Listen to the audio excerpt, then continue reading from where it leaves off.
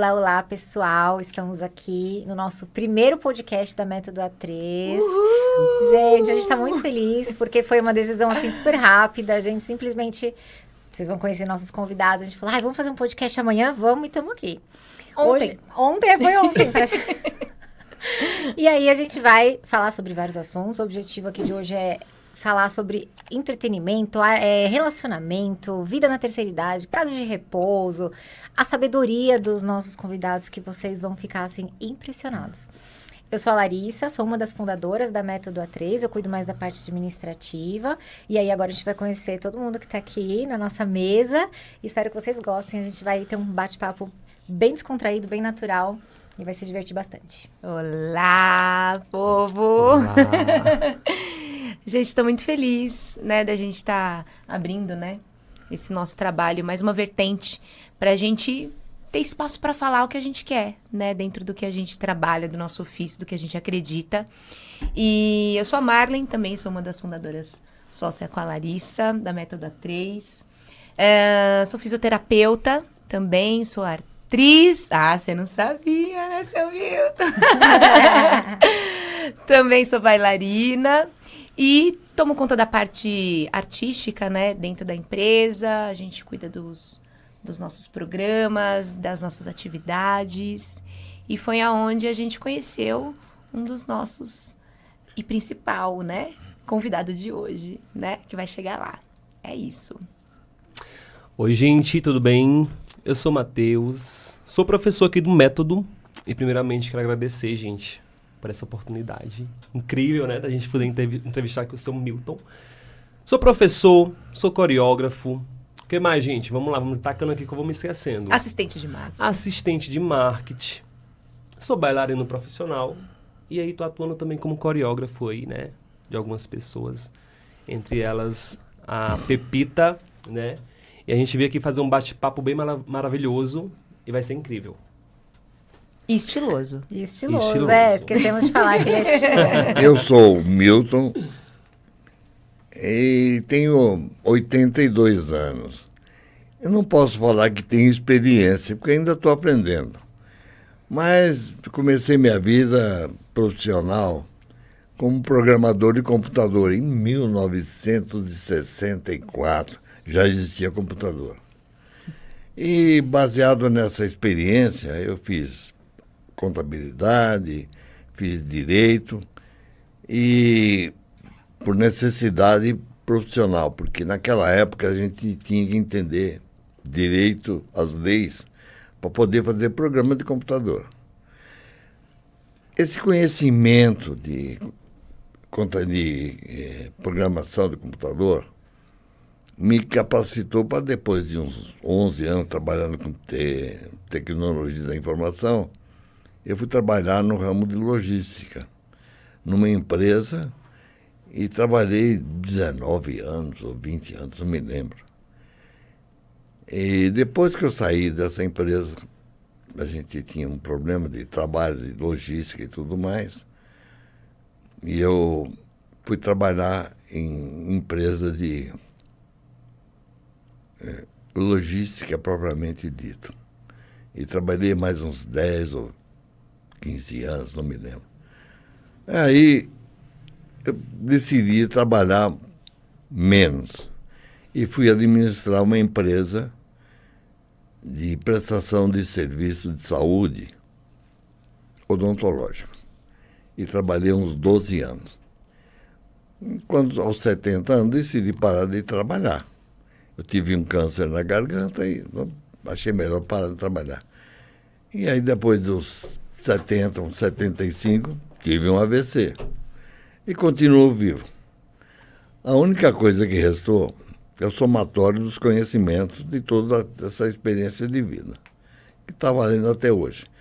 Então não adianta falar assim, você aprendeu isso? Devo ter aprendido. Porque no tempo que eu trabalhava com TI, eu fui até fazer programação de computador em empresa de confecção e tecelagem. E aprendi também isso aí. Ou seja, o grande conhecimento foi fazendo programas de computador em vários tipos de empresas, em vários tipos de ramos de atividade.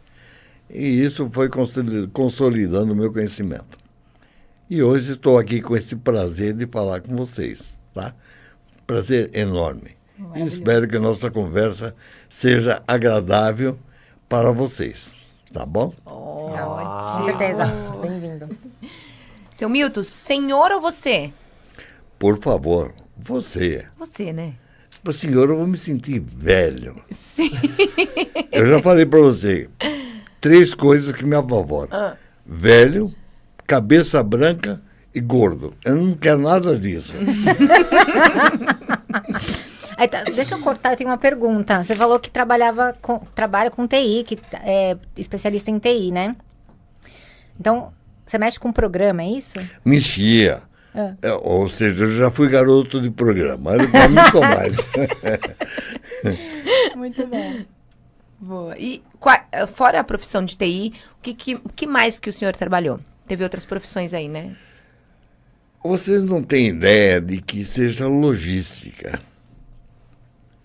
A logística é a técnica de fazer com que as coisas aconteçam no momento exato que você precisa, ou seja, a sequência de fatos e eventos concomitantes com a ação que você está adotando para um objetivo. Se você chegar antes, está errado. Se você chegar depois, também. Você tem que chegar na hora. As pessoas hoje associam logística apenas com um negócio chamado transporte, entrega. Isso é a parte terminal. Durante anos eu trabalhei com logística e a gente chamava, a pessoa não cumpriu o prazo de entrega. E vinha com desculpas, mesmo, as suas razões. A gente tinha uma lista de 100 motivos pelos quais o fato não aconteceu. Então, ficava, sabe que apresentava a lista. Se não estiver dentro desta lista, eu quero ver. Mas se tiver, não precisa contar. Porque não aconteceu. Quando não acontece, como dizia Napoleão, né? A vitória se auto-explica. A derrota não precisa de justificativa. Já perdeu? Para que vai dar explicação? Assuma. Não perca tempo. Sim. Eu tenho uma pergunta, gente. A gente ainda andando nessa linha de raciocínio sobre o trabalho, eu queria perguntar para o senhor sobre a seguinte pergunta. A gente, como dança, tanto eu, a Larissa e a Marlen, a gente tem muito esse problema dentro da área profissional da dança, da questão do etarismo, com a idade, né? Até porque a nossa ferramenta de trabalho é o nosso corpo. E eu queria saber do senhor, o que é que o senhor acha sobre essa questão do etarismo dentro das áreas diversas de trabalho? Você tem que analisar sobre vários aspectos. O primeiro deles é condicionamento físico, que você vê atletas que se acabam com pouco tempo. E outros que têm 40 anos de atividade e estão em perfeito estado. Você falou dança. Você me lembra bem, tinha uma dançarina chamada Ana Botafogo. Sim, Ela, Ana Botafogo. Numa idade que a maior parte das mulheres já estão de bengala, ela estava dançando.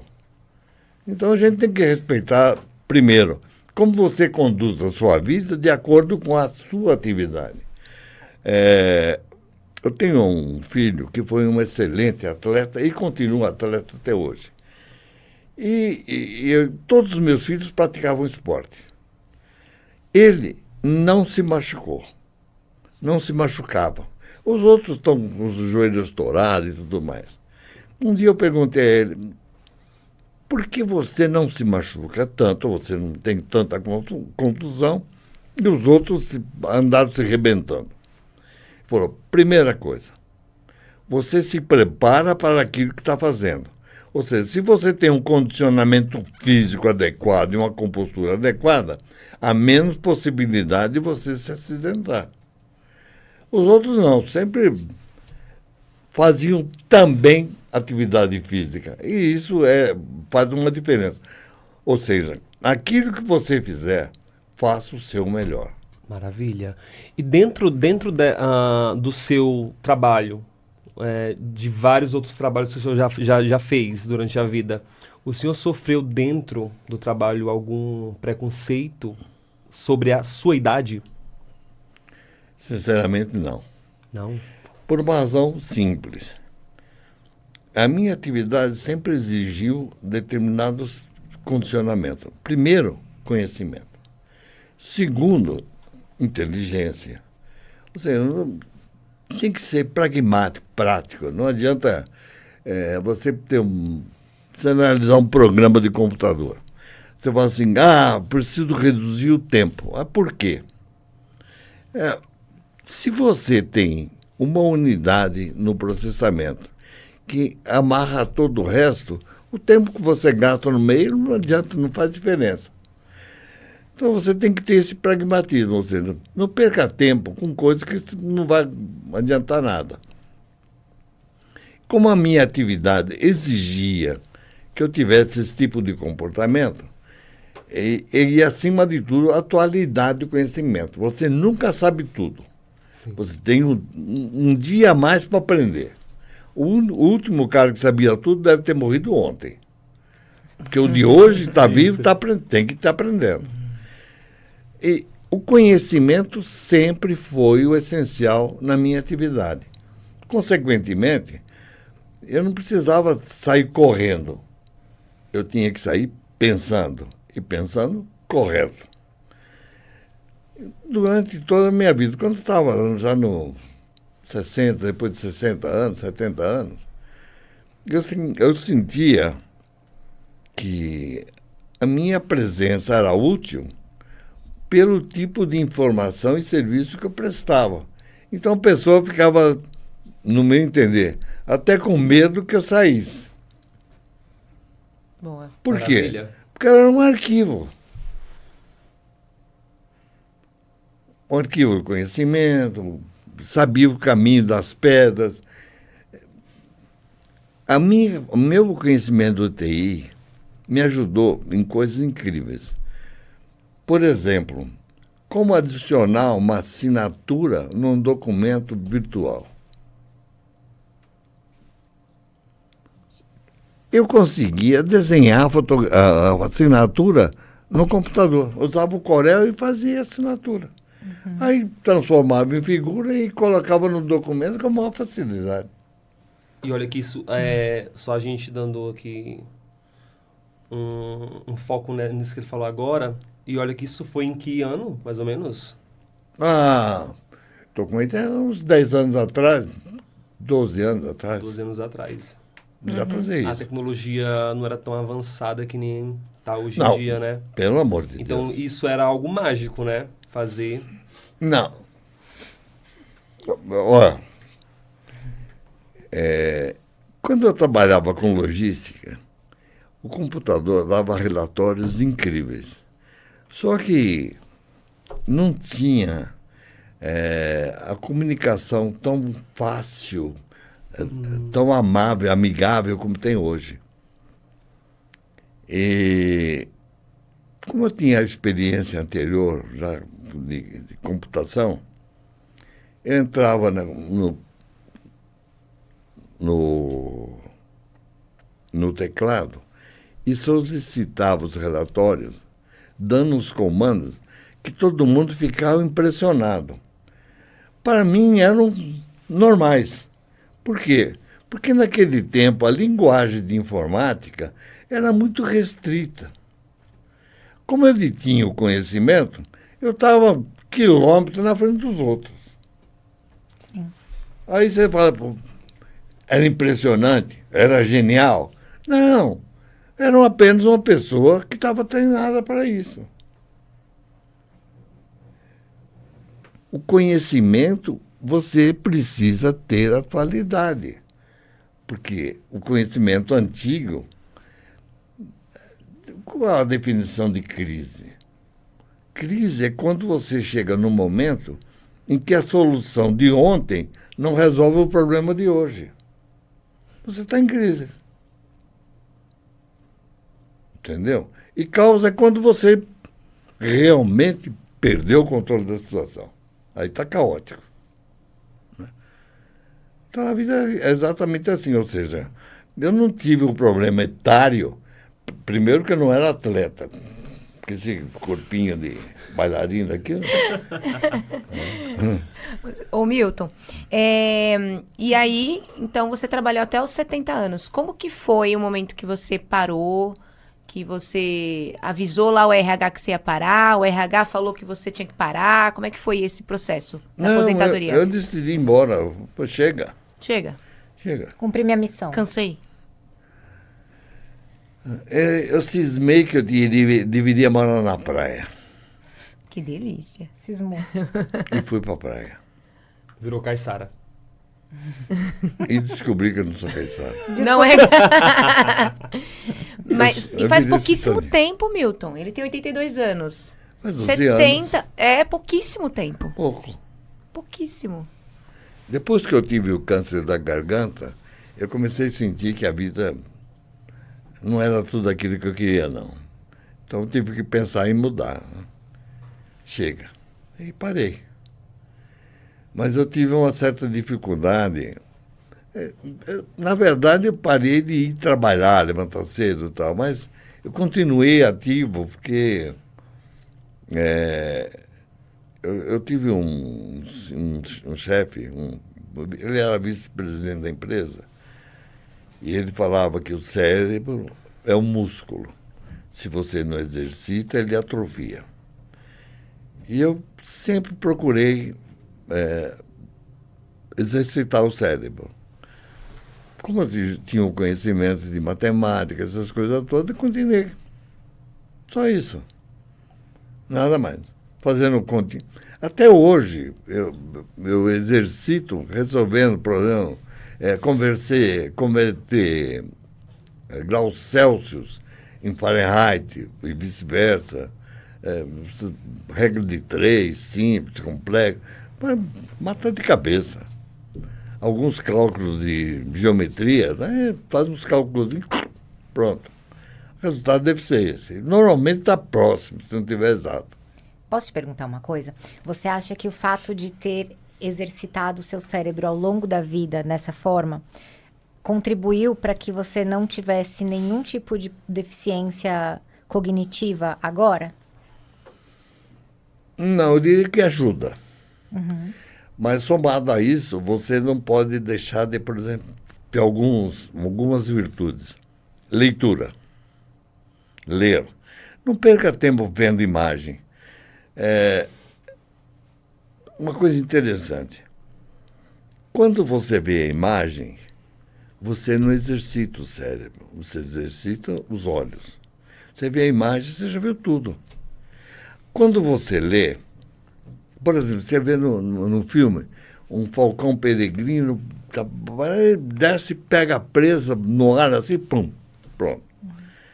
Quando você está lendo, o escritor põe lá assim, e o falcão peregrino dominando os céus, pairando, divisa sua vítima e num mergulho fantástico abate sua presa e a leva para degustar sua alimentação. Você começa a imaginar como foi a cena. Uhum. Como é que um falcão pode pegar 300 km por hora? Você não está vendo. Hoje, com a câmera lenta, você vê que ele flecha e de vez em quando ele erra, se brincar, mas isso é outra história. Uhum. Mas quando você lê, você imagina a cena. Você cria, você exercita seu cérebro. Quando você vê, não. Uhum.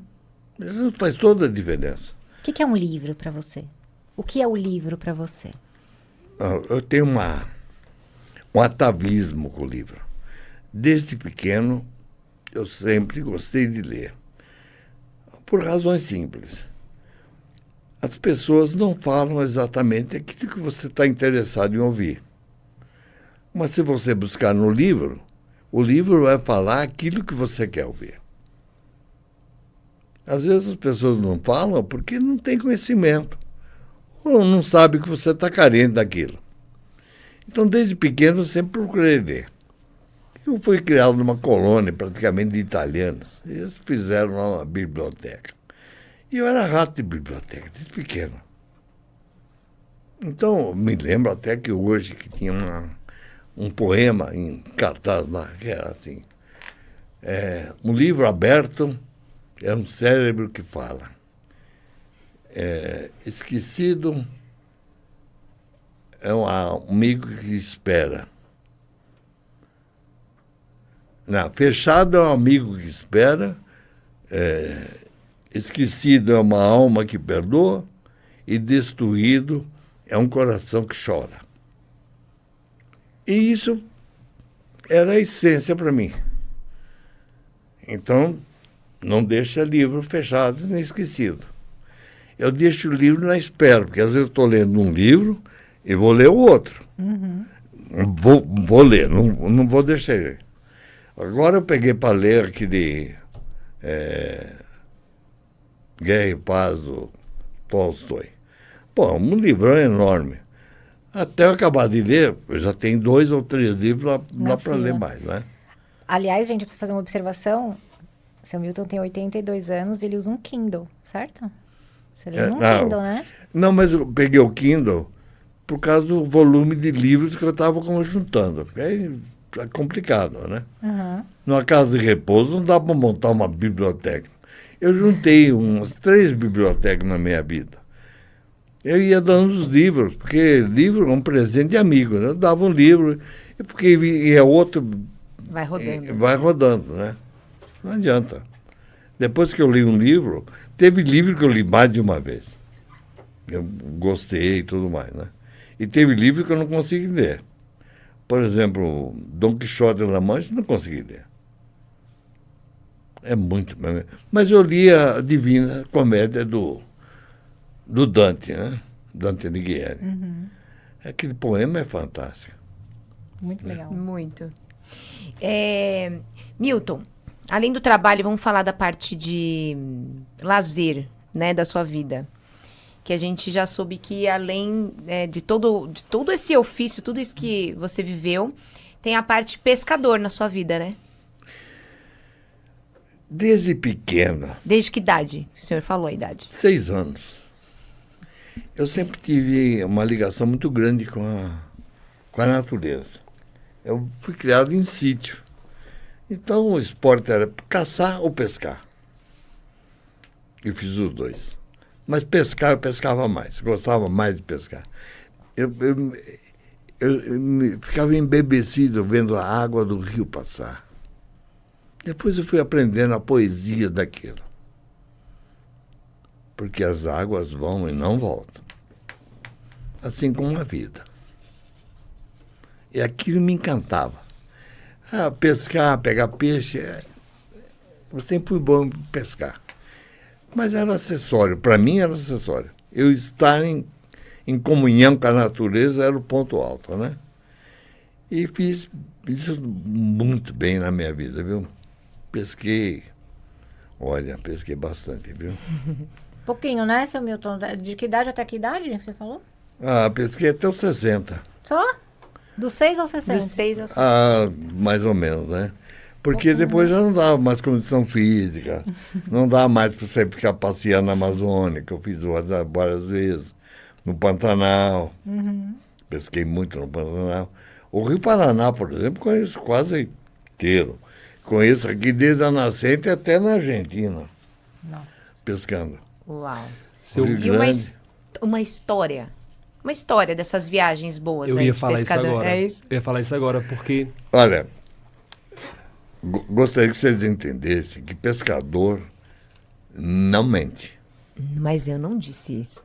Mas não mente, porque é o seguinte, o pescador tem a versão própria do fato. É diferente de mentir. eu amo. Meu avô era pescador também. Eu vi ele tendo várias versões próprias. Várias. Mas deixa eu contar uma que parece um exagero. No interior de São Paulo, divisa de Minas Gerais, a divisa tem o Rio Grande. E tem o rio que se chama Sapucaí, que deságua no Rio Grande.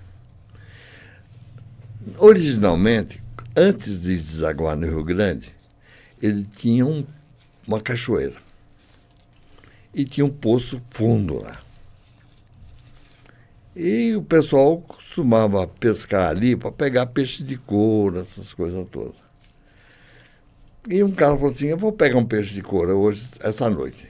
E levou uma lamparininha de carbureto.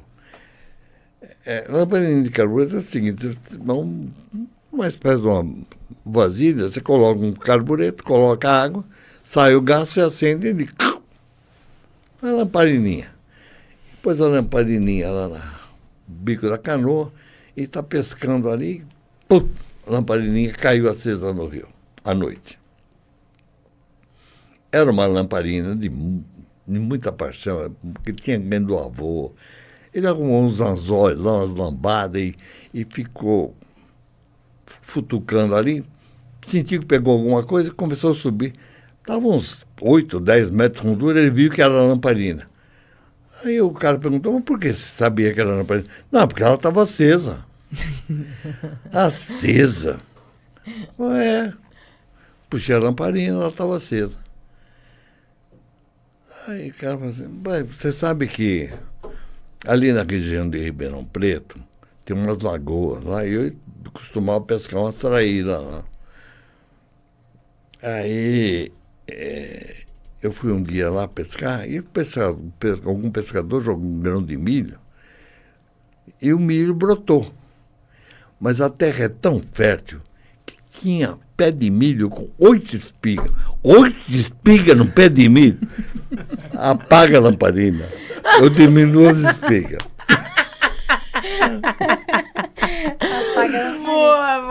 Boa.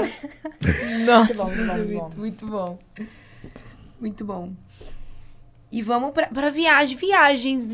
Além de viagens de que a pescaria te levou, viagens, assim, inusitadas, tentar, sei lá, resgatar alguma lembrança boa de viagem? Você e sua esposa viajavam muito? Bom, olha, eu passei muito com minha esposa. Passei bastante com ela. Não passeei tanto quanto deveria ter passeado, mas passei bastante com ela. Eu vivi 40 anos com ela e a gente saía para pescar, para passear.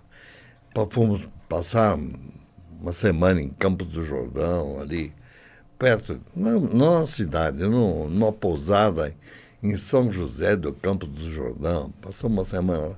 Janeiro com frio. Toda noite eu tinha que tomar uma garrafa de vinho enquanto lia, né? Com a lareira acesa. Não era arista, lareira. Mas, puxa vida, momentos que eu não vou esquecer. Vamos entrar nesse assunto, então, de relacionamento, né? Como que foi a sua vida de relações, assim? Você teve um casamento de 40 anos, né? 40 anos. E... Maravilhosos. Maravilhosos. A gente quer saber um pouquinho sobre o casamento, esse casamento mais longo, e a sua visão sobre relacionamentos. Ontem a gente estava conversando, aí eu escutei você falar assim que você teve algumas esposas, que umas quiseram tomar veneno, outras não, é isso? Não, isso é piada. O cara pergunta, quantas esposas você teve? 3. Do que morreu a primeira esposa? Tomou veneno. E a segunda? Também tomou veneno. E a terceira? A cabeça rachada. Cabeça rachada? Ela não quis tomar veneno. Mas isso é uma piada, né? Eu tive, na verdade, 3 mulheres. A primeira morreu, me deu um filho. A segunda, que eu vivi 40 anos, me deu 4 filhos. E a terceira viu que eu estava cansado e mandou embora. Mas eu já estava com 60 e poucos anos no terceiro casamento, né? Aí não deu certo. Aí você foi morar sozinho? Eu fui morar sozinho. E aí? Sozinho nunca ninguém está, né? Porque quem está com Deus nunca está só. Foi muito bom vir morar sozinho. Eu consigo me aturar. Consegue? Consigo. pela atividade profissional que eu exercia, eu viajei muito. E vivia muito sozinho. Entende? Eu esqueci de falar, eu fui estudar nos Estados Unidos. Nossa, que chique! Ó, É. gostoso. Ah, Não é pouca queremos coisa. saber. Tá bom. Fala aí do Mas, morar sozinho. Morar sozinho. Depois que eu fiquei velho, morando sozinho, é que a coisa ficou meio complicada. Você diz, por quê? Bom, não tem mais agilidade para ficar subindo escada, né? Naquela época eu já estava com certa dificuldade. Porque você fica pesado, cansado, mais fraco. E aí eu tive que ir adaptando o apartamento para uma pessoa de idade. Ao tal ponto que cheguei, tive que trocar o fogão, um fogão com mais segurança, menos risco. Tinha problema de pegar as coisas, às vezes, no micro-ondas, que estava mais alto. A gente foi deixando essas coisas de lado. E aí eu tive o AVC. Tava em casa Foi sozinho. o ponto de virada. Estava sozinho. Foi à noite, a hora que eu acordei, eu fui acender o abajur. O cérebro mandou o braço acender o abajur. O abajur não acendeu porque o braço não foi. Aí eu descobri que eu estava hemiplégico, o lado direito estava paralisado. E com a mão esquerda eu peguei e liguei para o meu filho, pelo celular. Mas deixa eu cortar rapidinho. Só, é legal a gente falar sobre isso porque as pessoas podem, inclusive, pela sua experiência, entender se isso acontece com elas também, né? Então, você estava se sentindo normal, apenas o seu corpo que não respondeu, mas o seu... O cérebro está perfeito. Estava se sentindo normal, você não, Normal. não sabia o que estava acontecendo. Aí, a hora que eu percebi que a mão direita não estava mais obedecendo, eu liguei para o meu filho. Eu não sei o que saiu. Na minha mente saiu exatamente. Filho, me dá um pulo aqui em casa que eu não estou me sentindo bem. Mas depois eu descobri que metade da minha língua também estava paralisada. Então eu não sei o que saiu. Mas não deve ter saído grande coisa, que meu filho falou, não se mexe que eu estou chegando. Pelo que saiu, se ele falou Aí desse me levou jeito. para o hospital, eu tive uma cirurgia e tudo mais. E fiquei uns 6 meses paralisado. Até que um dia eu consegui mexer o corpo. Eu falei, agora sai da cama. Aí passei a ir para a cadeira de roda, porque tomar banho em cadeira não é fácil. Mas o pior é tomar banho na cama. Alguém te manuseando, te mexendo. Não é legal. Não é gostoso mesmo. E aí eu comecei a me mexer, fazer exercício, comecei a fazer fisioterapia e voltei a andar. Não tão bem quanto andava antes, mas voltei a andar. E aí eu descobri que morar sozinho não era tão legal. Porque eu ficava muito tempo, às vezes, sem falar, com quem falar. Me ligava no telefone com alguém e tudo mais. Mas a gente também não pode ficar ligando para todo mundo, porque as pessoas têm sua própria vida. Os meus filhos são bem mais novos do que eu. Eles estão acesos tentando resolver seus problemas, né? Então eu tinha que me virar. A tal ponto que eu chegava às vezes para pensar em falar assim,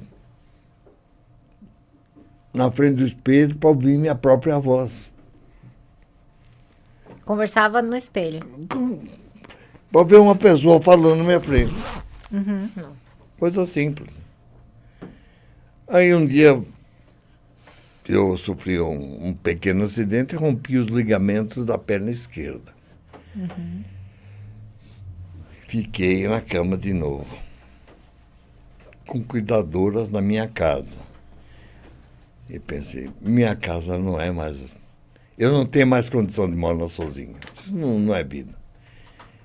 E procurei uma casa de repouso com a ideia de recuperar só o joelho e depois voltar. Depois de 3 meses na casa de repouso, eu falei assim, não volto mais, é para minha casa. Porque na casa de repouso, eu não posso falar por todas as casas de repouso do mundo, né? Porque eu não conheço.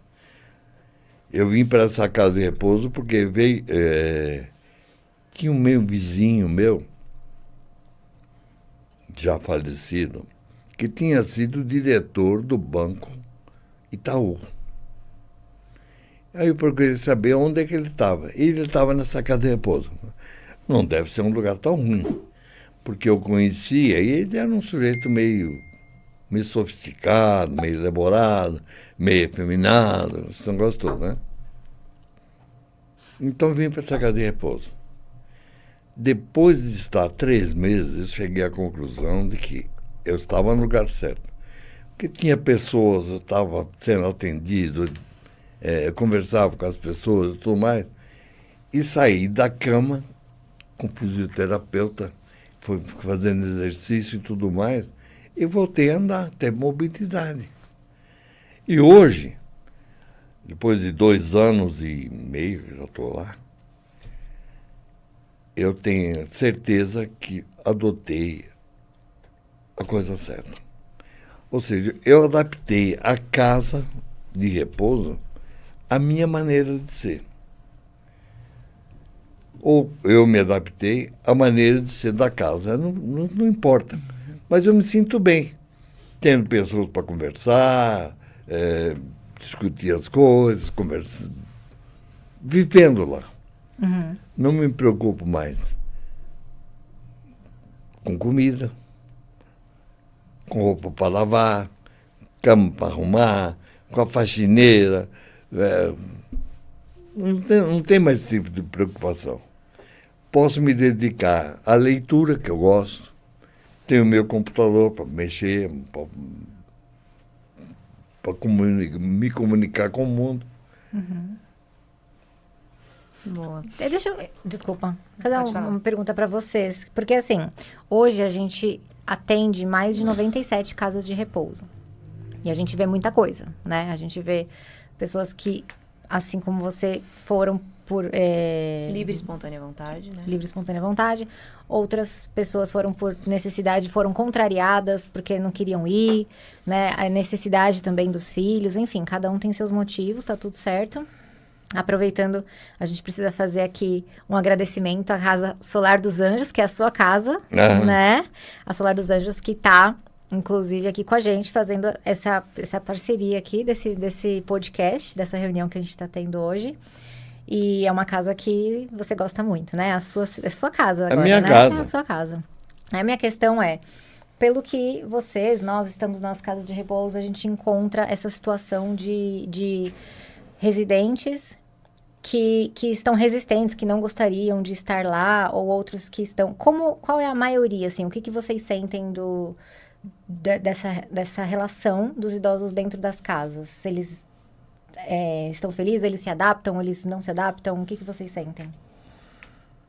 Então, o que mais a gente vê é que a maioria estão lá por alguma condição, uma necessidade mesmo. Não só necessidade de cuidados para agregar na qualidade de vida, mas uma necessidade que não tem opção, que geralmente é relacionada a patologias, tanto cognitivas quanto físicas, né?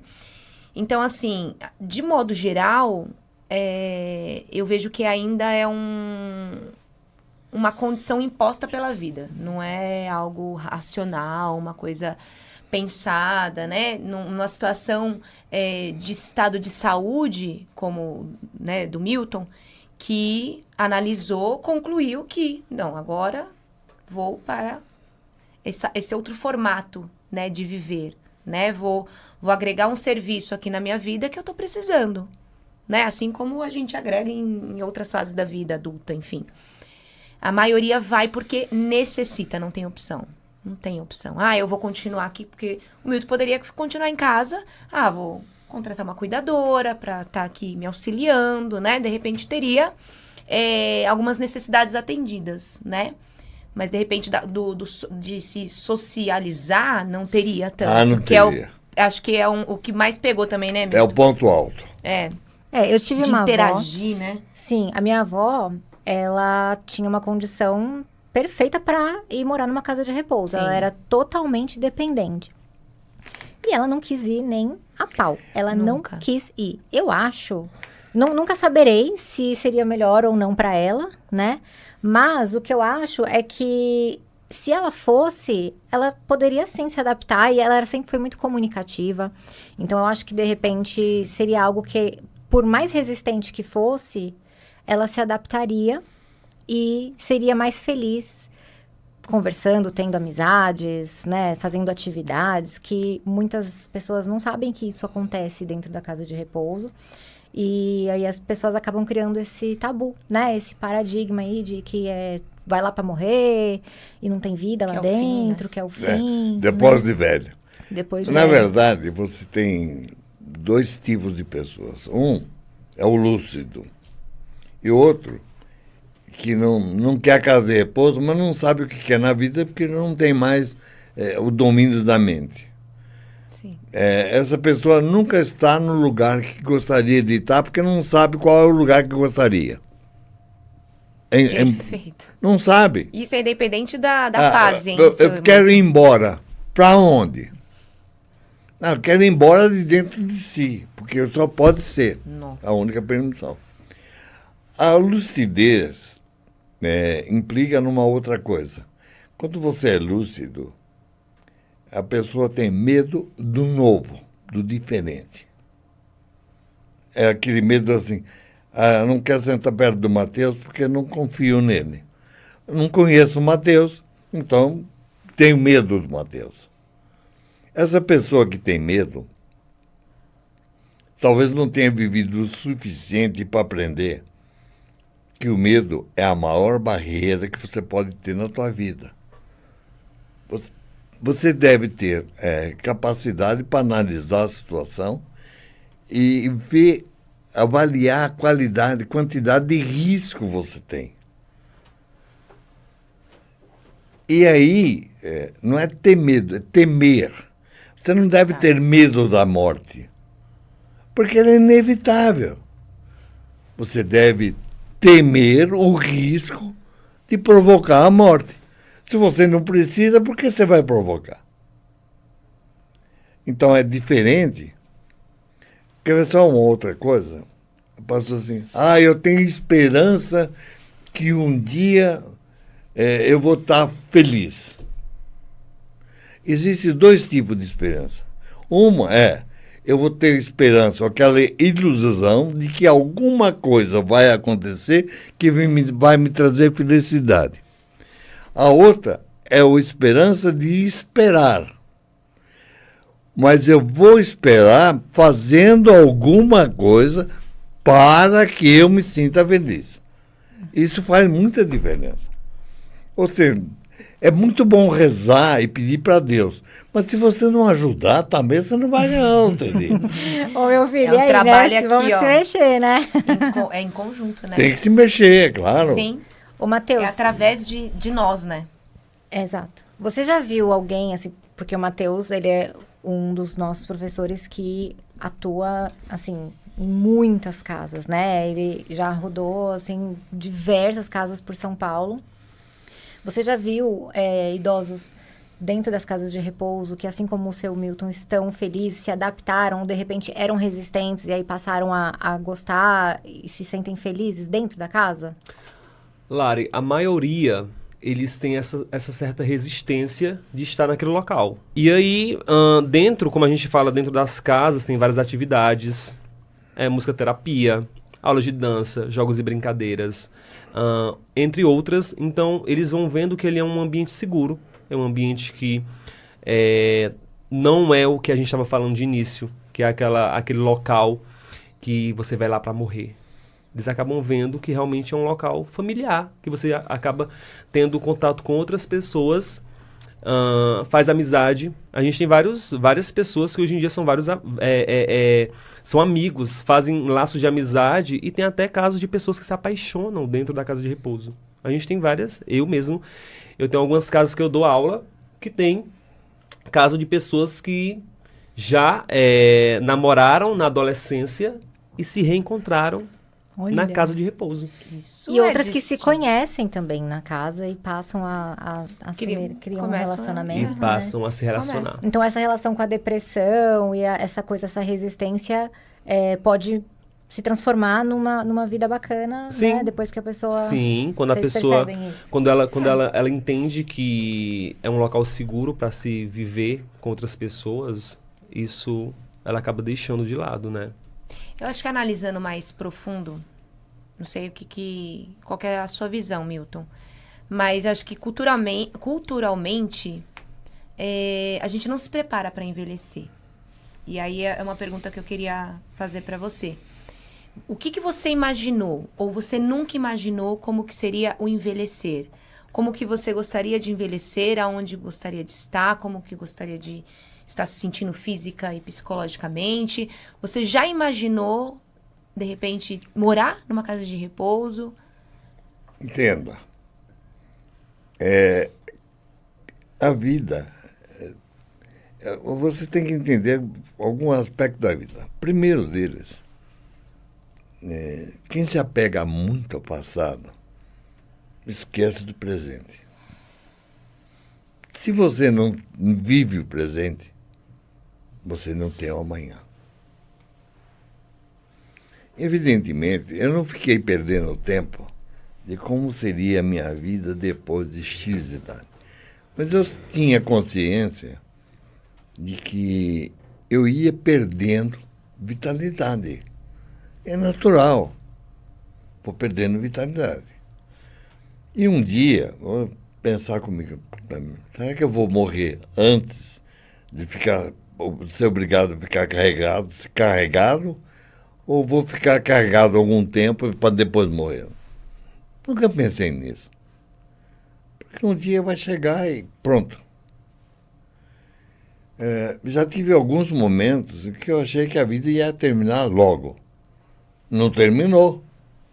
E eu continuei. E fui enterrando os outros. Tá. Você tem que aprender a lidar com as perdas. Eu perdi irmãos, perdi filhos, perdi os pais. E eu fui ficando sozinho. Mas essa vida foi me ensinando a viver. Tem que aprender.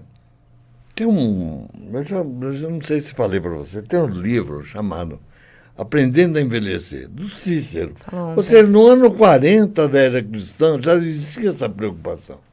E ele fala, não seja leviano ao acordar um dia e dizer, puxa, como fiquei velho, esquecendo os dias que você já viveu.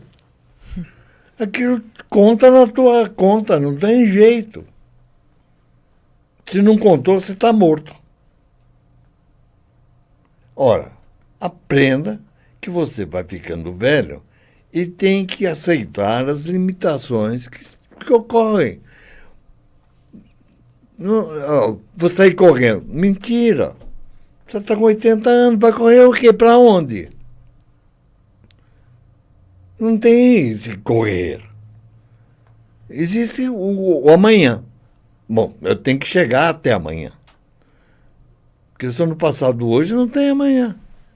É isso que eu ia falar. Existe aquele tipo de pessoa que acha que é uma decisão não dar trabalho, né? A pessoa fala, eu quando ficar velho, quando eu envelhecer, eu não vou quero dar dar trabalho. É, como se fosse opcional, né? Você quer ver uma coisa interessante na vida?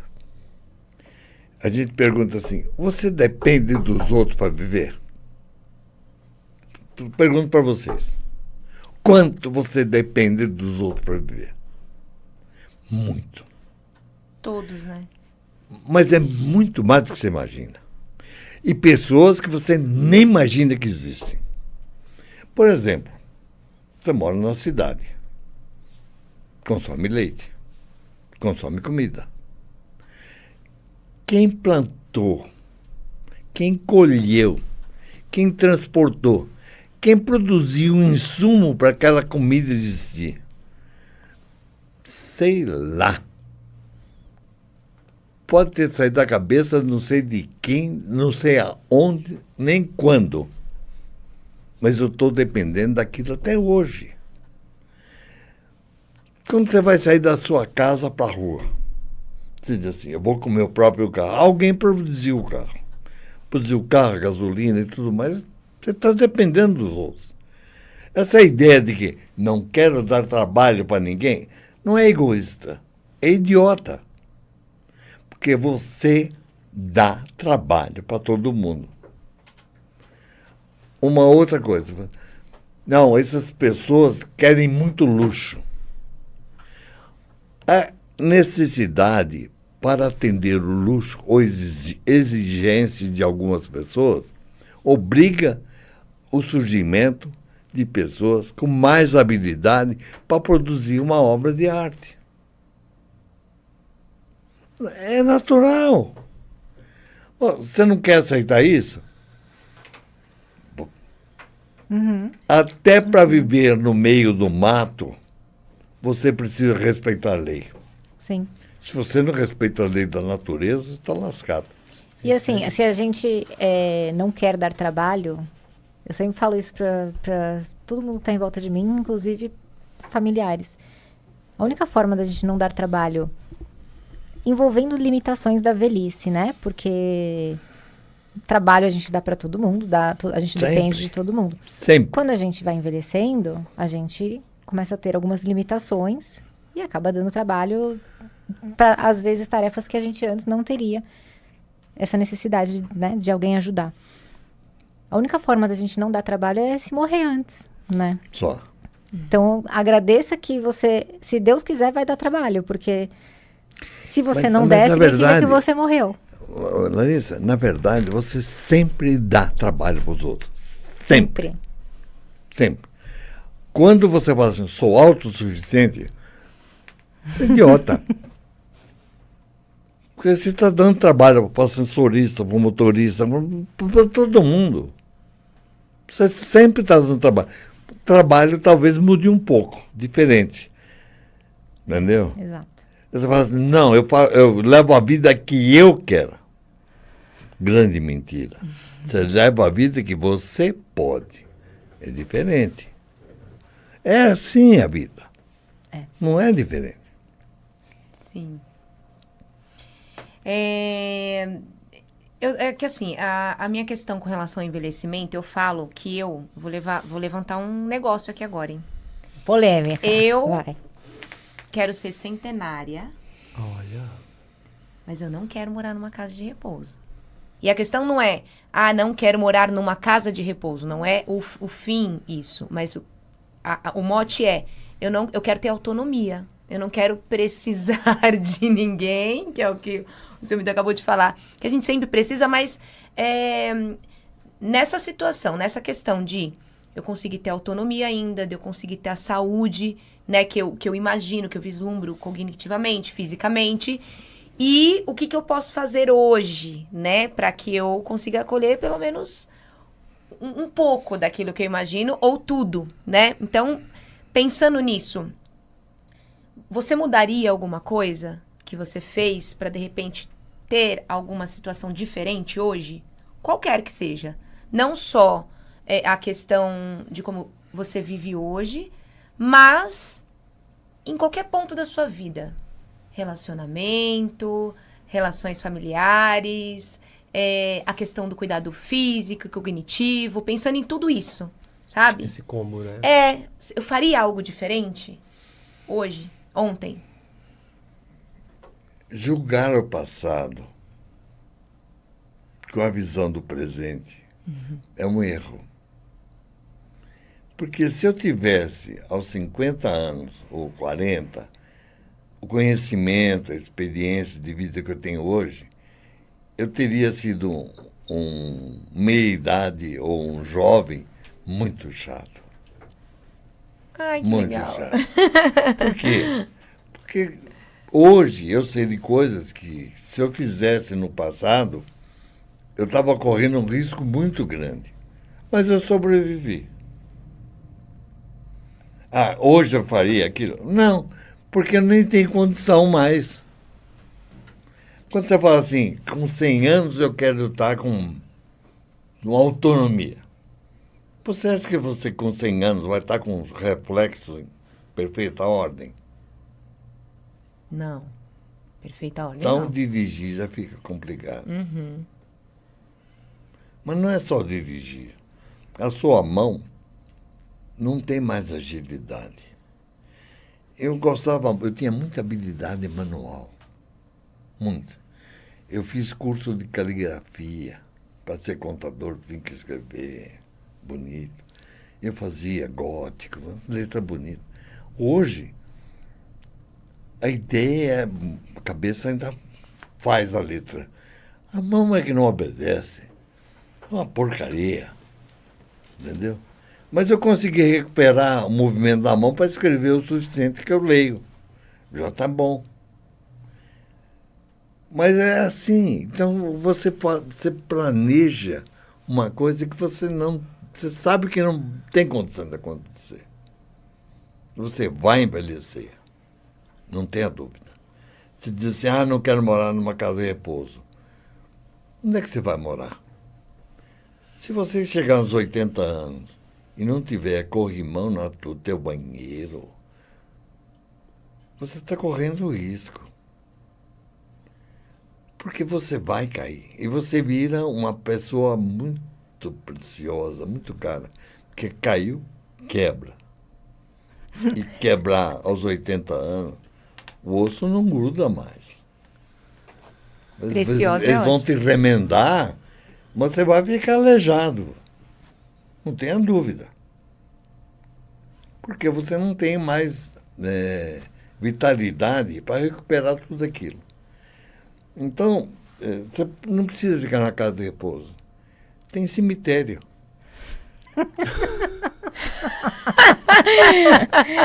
Tami. Ou então, você vai ser uma velha chata, aborrecendo o teu filho e os teus netos. Eu tenho uma pergunta, gente. Diga. Seu Milton, em relação à questão do envelhecimento, nós sabemos que tem muitas pessoas aí que têm muito medo de envelhecer. Eu mesmo era uma dessas pessoas, eu tinha muito medo de envelhecer. E as pessoas têm esse trauma de envelhecimento, né, de envelhecer. Quando eu comecei a trabalhar no método A3, e eu comecei a ver como a vida é, porque quando a gente é mais jovem, a gente não pensa no futuro, no que vai acontecer quando você envelhecer, né? Tem gente que não cuida bem da saúde, né? Não cuida da parte cognitiva. E, dito isso, eu queria que o senhor falasse pra gente sobre essa questão de envelhecimento, sabe? Porque qual conselho o senhor deixaria para esse pessoal que tem medo de envelhecer? Bom, primeiro, não tenha medo. Que se você não morrer, você vai ficar velho. Sim. Sine qua non, para você chegar na velhice é não morrer. Então, se você não morrer, você vai ficar velho. Você pode se poupar, mas se você não se poupar demais, você não adquire experiência. Não existe manual de experiência. Viver é adquirir experiência. Correr riscos faz parte da vida. Se você se acovardar, fala assim, não vou fazer isso, que é perigoso, tudo mais. Você não faz uma porção de coisa perigosa. Mas o maior perigo chama vida. Você está a 3 minutos ou 5 minutos do caixão. Sempre. O dia que você nasceu junto com você o espectro da morte. E ele vai te acompanhar até o último dia. Aprenda a aceitar a morte como uma velha companhia. Que um dia você vai abraçar. Pode chorar já? Uau! E acho que a gente já tem que terminar, você acredita? Ai, tava tão bom esse bate-papo. Você acredita que já passou-se 1 hora? A gente tava comendo aqui umas coisinhas tão gostosas. Aliás, eu comendo, Nossa, né, na verdade. Eu que tava Aliás, comendo só Larissa demais. comeu. Não, eu comi Ele antes. segura, porque senão não vai Antes dar de entrar pra na ver. gravação, eu Quase entrei. que- Ai, seu Milton. Quase que eu não deixei aqui pra gente falar sobre a comida. Que foi um dos nossos patrocinadores de hoje. Vai, seu Milton. Tá gostoso? Ixi. O seu Milton comeu pão de queijo. Ele falou que não é pão de queijo, é pão com queijo da Padouro, que trouxe essas comidinhas maravilhosas aqui pra gente. A gente já tava comendo antes de começar a gravação, pra ser bem sincera. E agora a gente continua comendo. Tá gostoso, gente? Passar debaixo da mesa aqui na Ana Maria Braga. Chama os cachorros. Eu gostei. Muito bom. Então, obrigada, viu, gente? Pessoal Gratidão, da Padouro. Um arraso. Maravilha. Solar dos Anjos também, que, novamente, né? Que é a casa do Milton e que é nossa cliente das atividades. Eles têm 3 unidades e estão abrindo mais 2 agora. Isso. E a gente vê que realmente é um trabalho bem feito, né? A gente que roda as casas de repouso, né? De novo, mais de 97 casas. E a gente vê na Solar dos Anjos um trabalho bem bacana, né? O pessoal que mora é bem... se sente em casa mesmo, né? Muito bem. Muito bem mesmo. Inclusive, eu estou planejando como vai ser o meu próximo aniversário, que é dia 10 agora, né? Então, dia 10 eu não vou poder comemorar o aniversário, porque é dia dos pais. E eu vou sair com meus filhos já para almoçar. Então, vou comemorar dia 8. Boa. Sim, separa, né? Pra ter 2 comemorações. Eu não sei se faço de noite um baile funk. Ah, olha. Já temos pessoas pra dançar aí. Não, mas o baile funk de velho Ah, parece funk porque é uma tal de estrala osso pra cá e pra lá. Já tem a batida, né? Já tem bastante. Então os beats. e a gente queria finalizar, Milton, com uma reflexão, assim. O Milton foi um achado, uma preciosidade, né, Milton? Muito obrigado. Dentro do nosso trabalho, né? O universo trouxe esse encontro. E, sei lá, acho que teríamos que marcar mais um podcast com você, porque tem histórias que a gente conversou ontem que não levantamos aqui e eu quero trazer. E outra coisa, a gente não tocou no assunto sobre a questão dele estudar fora do país, né? Olha lá, Depois a gente tem ele que falar falou. sobre isso. Não, tinha vai ter que ter mais falar um. as experiências, a Vai ter que ter vivência. mais um, né, seu Milton? Tem que ter outro. E aí a gente quer... Fala, pode falar. Não, eu quero agradecer pelo bate-papo. Foi muito gostoso. Foi gostoso? Vocês são... Eu não vou dizer bando, porque bando é... É o bonde. Não. É o bonde. Somos o bonde. Não, Bonde A3. mas realmente foi muito, muito gostoso Que estar bom. com vocês. E foi da noite pro dia mesmo, não foi, seu Milton? Literalmente. Foi do nada, Não, não gente. foi da noite pro dia, foi ontem para hoje. Foi de ontem pra hoje. hoje. A Larissa é assim, ó. Gente, podcast amanhã. Amanhã? Isso foi ontem, tá? Como assim? Como assim? Ela é assim, gente. Por que não, né? Por que não? Já tá agendado. Né? Então, fala, seu Milton. Se de novo. deixar para amanhã, pode ser que aconteça, né? Exatamente. Ai, é isso. Milton. Exatamente. Então, a gente quer que você traga essas belas palavras com uma mensagem, uma reflexão, algo relacionado, assim, pros filhos. Que mensagem que você deixaria sobre a vida, sobre tudo isso que conversamos aqui Recado hoje? para os filhos. O recado é simples. A vida é muito bela, mas implica em perdas. E a nossa memória é seletiva. Procure selecionar só os bons momentos. Porque se você ficar selecionando só os maus momentos, você vai ficar louco. E viver é doar-se. É dar um pouco de amor aos outros. Se você pensar só em você, você vira um egoísta. E o egoísta morre só. Ame. Ame. Palmas! Gente, o seu Milton é uma mistura de reflexão Nossa. com comédia. Sim. É perfeito, a pitadinha de cada. De cada, assim. Muito maravilhoso. obrigada, viu? Muito obrigada, foi um prazer. Muita Gratidão, seu gratidão. Milton. Ó, você abriu o nosso podcast, hein? Foi o primeiro. É, Foi o primeiro. vai trazer, ó, muita boa. energia boa. Aí. Esse é o exemplo da vida, viu? Procure trazer energias boas. Ai, que arraso! Obrigada, gente, Muito por estar obrigada. assistindo a gente. Espero que vocês tenham gostado. É isso. Finalizamos? É isso. Finalizamos. Tchau, Obrigada. Beijo. Obrigada ao nosso Matheus. querido Matheus, nosso Gente, obrigado. teacher. Meu tá E gelada. assim, são Obrigadão. Matheus, agradeço. assim, é tanta competência. Sabia, Milton? É tanta competência numa pessoa só que a gente não sabe nem o que fazer com ele. Não, mas A gente vai fazer vários é o clones. modelo compacto. Isso, Para caber tudo. tem tudo. Tem tudo, Uma pessoa só. exatamente. Gratidão, Obrigada, amiga. amiga e sócia. Gente, Obrigada, até a gente. próxima. Até Até a as próxima. milhares. Tchau. Tchau, Obrigada. tchau. Obrigado.